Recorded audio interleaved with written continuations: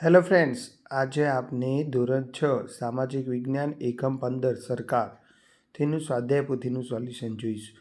તેમાં પહેલા જ પ્રશ્નમાં જવાબ આવશે ઉપરોક્ત તમામ ડી, બીજામાં આવશે લોકશાહી એ, બરાબર। ત્યાર પછી ત્રીજા પ્રશ્નમાં પણ આવશે ઉપરોક્ત તમામ ઓપ્શન ડી, અને ચોથા પ્રશ્નમાં આવશે ઓપ્શન બી સામવેદી વ્યવસ્થા, બરાબર। ત્યાર પછી પાંચમા પ્રશ્નમાં આવશે એ, આ પ્રકારના શાસનમાં શાસક તરીકે કોઈ એક વ્યક્તિ હોય છે, બરાબર। ત્યાર પછી છઠ્ઠા પ્રશ્નમાં આવશે સી ભારત, સાતમા પ્રશ્નમાં આવશે ડી ઉપરોક્ત તમામ, અને આઠમા પ્રશ્નમાં આવશે બી 5, બરાબર। ત્યાર પછી આગળ જોઈએ આપણે પ્રશ્ન 2 છે ખાલી જગ્યા પૂરો। એમાં પહેલામાં આવશે પ્રમુખશાહી, બીજામાં આવશે લોકો, ત્રીજામાં આવશે સંસદીય, અને ચોથામાં આવશે ડાબેરી, બરાબર। ત્યાર પછી પ્રશ્ન 3 છે જોડકા જોડો। એમાં પહેલામાં ડી, બીજામાં બી, ત્રીજામાં સી, ચોથામાં ઈ, અને પાંચમામાં એ આવશે, બરાબર। ત્યાર પછી આપણે પ્રશ્ન 4 જોઈએ। એમાં શબ્દ ચેકીને વાક્ય ફરીથી લખવાનું છે। તો પહેલામાં આપણે સરકાર રાખીશું, રાષ્ટ્રીય સરકાર ચેકી નાખશું। બીજામાં આપણે 2 ચેકી નાખીને 1 રાખીને વાક્ય લખશું। ત્રીજામાં આપણે પોતાના માટે ચેકી નાખીને લોકો રાખીને વાક્ય લખવાનું છે।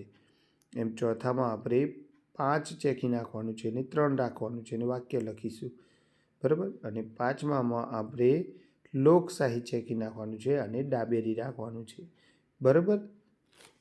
વાક્ય લખીશું આપણે। ત્યાર પછી પ્રશ્ન 5 છે વર્ગીકરણ કરો। એમાં પહેલા જ છે રાજાશાહી સરકાર, એમાં વ્યક્તિ કેન્દ્રી શાસન અને પદ વારસામાં, આ બે આવશે। લોકશાહી સરકાર, એમાં લોકો કેન્દ્રમાં અને લોકો જ સરકાર, આ રીતે આવશે। અને સામ્યવાદી સરકારમાં સામ્યવાદીમાં સરખા પન્નાને વિશેષ મહત્વ, લાંબા ગાળે એક હતું શાસન અને ડાબેરી વિચારધારા, બરાબર। ત્યાર પછી પ્રશ્ન 6માં આપણે પ્રશ્નોના જવાબ લખવાના છે, જે આ રીતે આપણે લખીશું, બરાબર। ત્યાર પછી આ છે પ્રશ્ન 6ના જવાબ, ત્રીજો, ચોથો અને પાંચમો, બરાબર।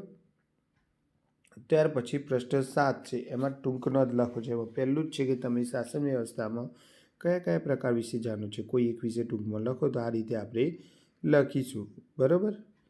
ત્યાર પછી બીજો પ્રશ્ન એમાં છે કે આપણા દેશની શાસન વ્યવસ્થા વિશે ટૂંકમાં જણાવો, તો આ રીતે આપણે લખીશું, બરાબર।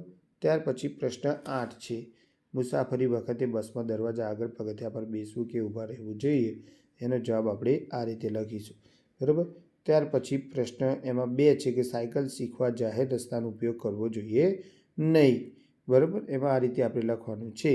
અને આપણે છેલ્લો પ્રશ્ન છે અહીંયા પ્રશ્ન 10, પ્રશ્ન 9 છે સૂચના મુજબ પ્રવૃત્તિ કરવાની, એટલે પ્રશ્ન 10 છે અને 10માં જવાબ આપણે આ રીતે લખીશું। આ સાથે આપણો વિડીયો પણ પૂર્ણ થાય છે। Okay, good bye.